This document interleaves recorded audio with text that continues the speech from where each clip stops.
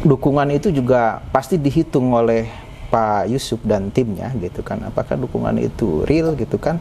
Ya, maksudnya dihitung itu Pak Yusuf bisa menenggarai, ada juga sebetulnya yang mendorong tapi sekaligus menjongklokkan begitu. Maksudnya begitu atau gimana? Kemungkinan itu ada juga.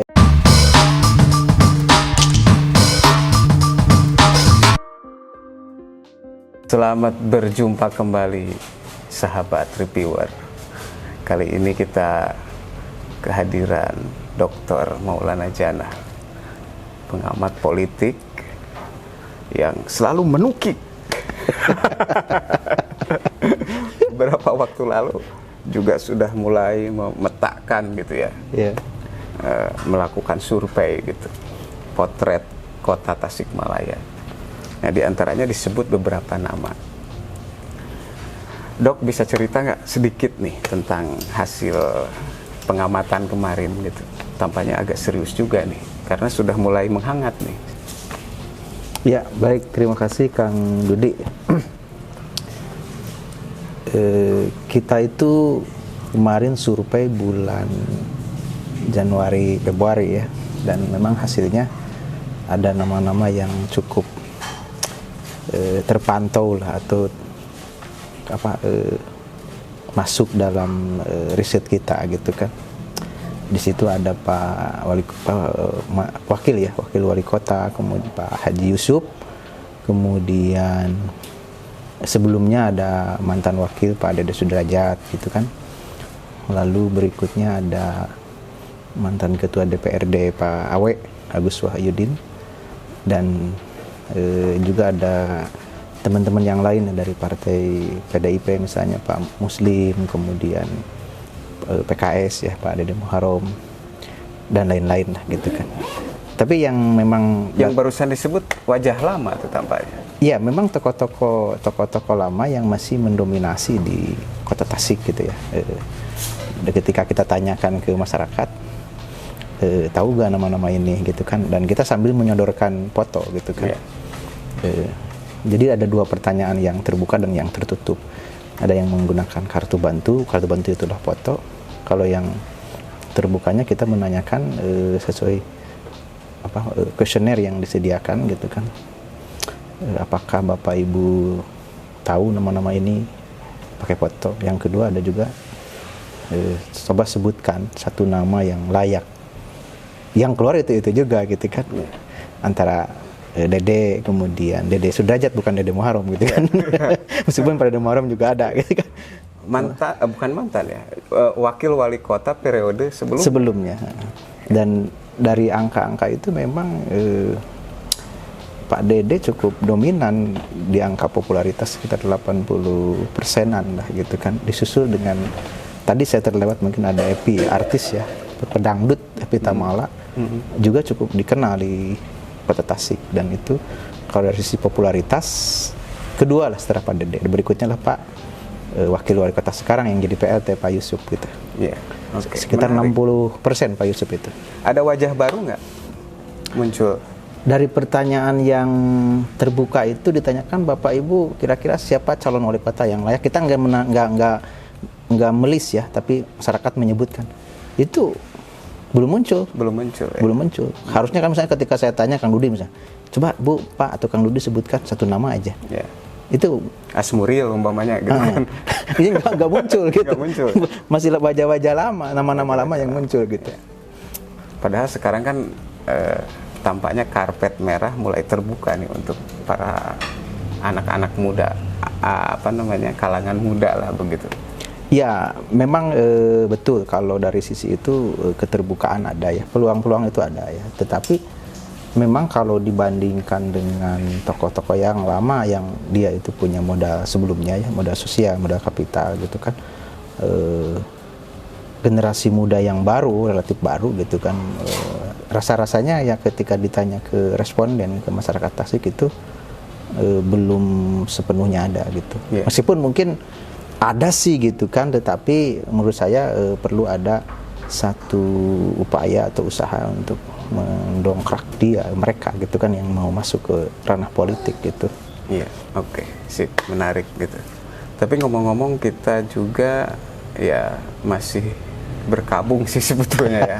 Kota Tasikmalaya seusai Pak Wali Kota tersandung Hukum, masalah hukum ya, gitu. Jadi kan sekarang kosong nih.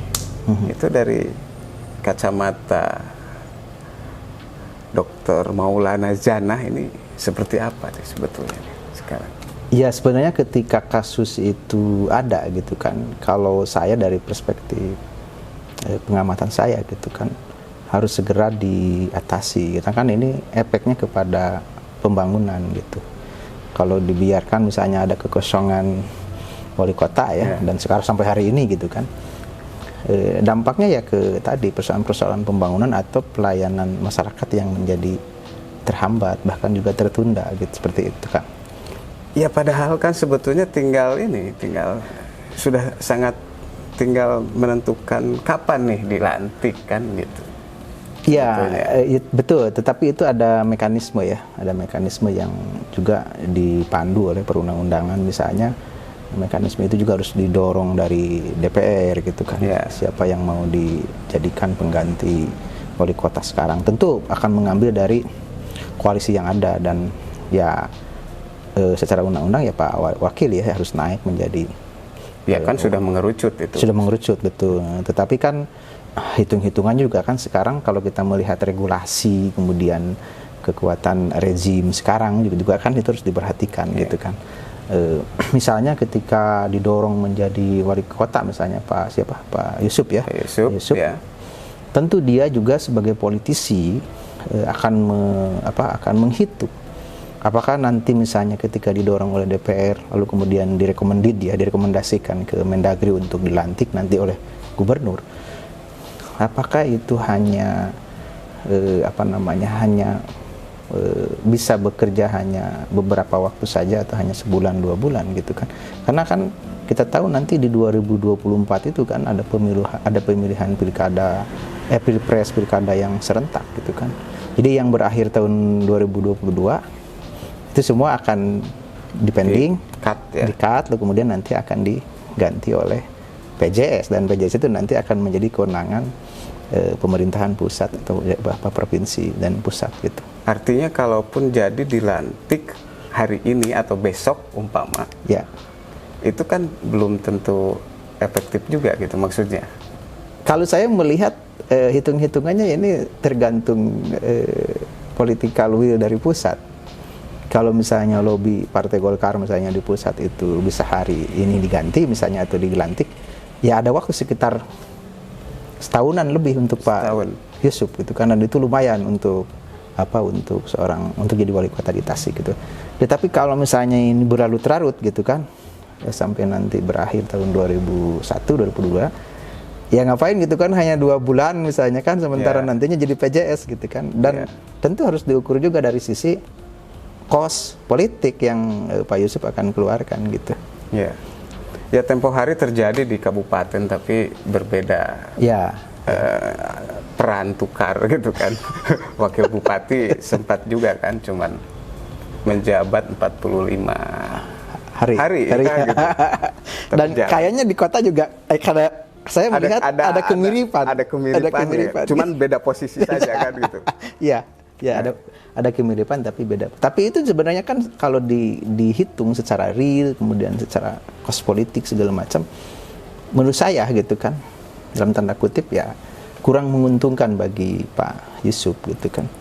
Kurang efektif. Efektif. Ngapain gitu kan, cuman misalnya 6 bulan, 2 bulan gitu kan. Lalu kemudian sementara di sini kan ada persoalan-persoalan yang terkait dengan sharing politik gitu kan. Kalau dalam waktu dekat ini, bulan-bulan ini tampaknya kan masih cukup lah gitu. Nah, kalau sekarang misalnya bulan-bulan inilah sebelum tahun 2022 misalnya, sekarang September ya. September atau Oktober itu masih mending ada jarak waktu yang cukup lama untuk beliau. Tapi kalau misalnya itu diulur, nanti aja, lalu kemudian kayak kasus di Kabupaten Tasik itu kan bisa terjadi memang gitu. Dalam politik dinamika itu selalu terjadi dan sangat mungkin terjadi gitu kan. Tidak ada yang tidak mungkin dalam dunia politik.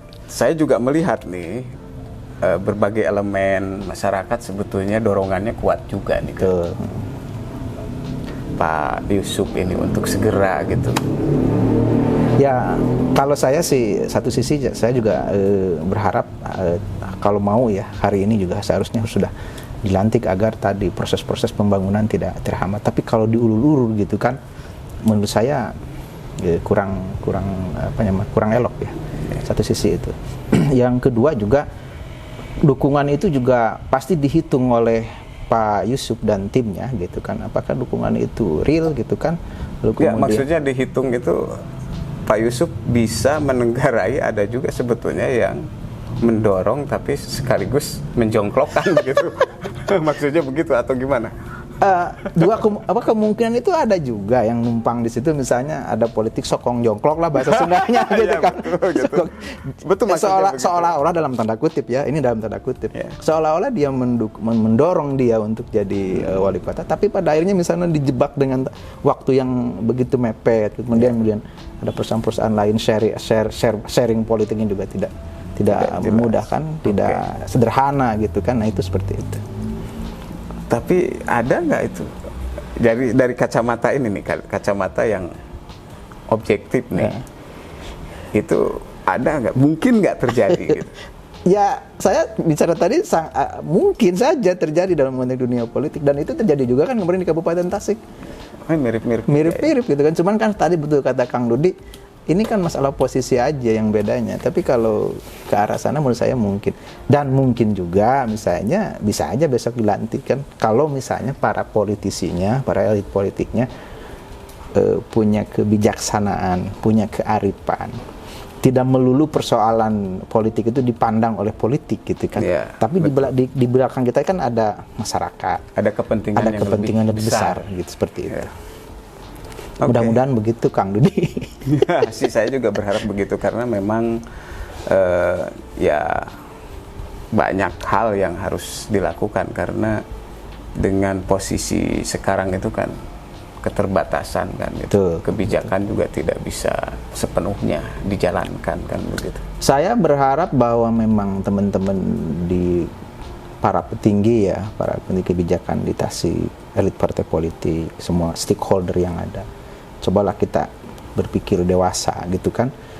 Semuanya untuk rakyat, untuk kepentingan publik gitu kan.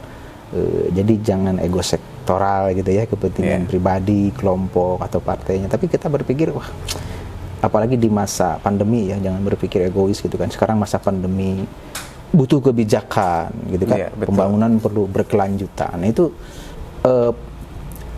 pola-pola berpikir besar itu ya harus diutamakan oleh para pemangku kebijakan di negeri ini, termasuk juga di kota Tasikmalaya yang kita tahu lah orangnya kan religius gitu kan. Betul. Apalagi berbasis pesantren. Nah, nilai-nilainya pakailah gitu Kang. Ya, jadi momentumnya tepat sebetulnya ya untuk mengembalikan marwah simbol-simbol itu, jangan hanya sekadar simbol saja kan. Saatnya digunakan gitu. Baik, reviewer, demikian perbincangan singkat dengan Dr. Maulana Jannah, memotret sekelumit tentang, ini baru sekelumit ya, nanti mungkin ada perbincangan khusus untuk menindaklanjuti lebih dalam lagi gitu. Kita ngobrol tentang kota Tasikmalaya tercinta gitu. Cukup sampai di sini. Salam. Jangan lupa like, share, comment, and subscribe. Assalamualaikum.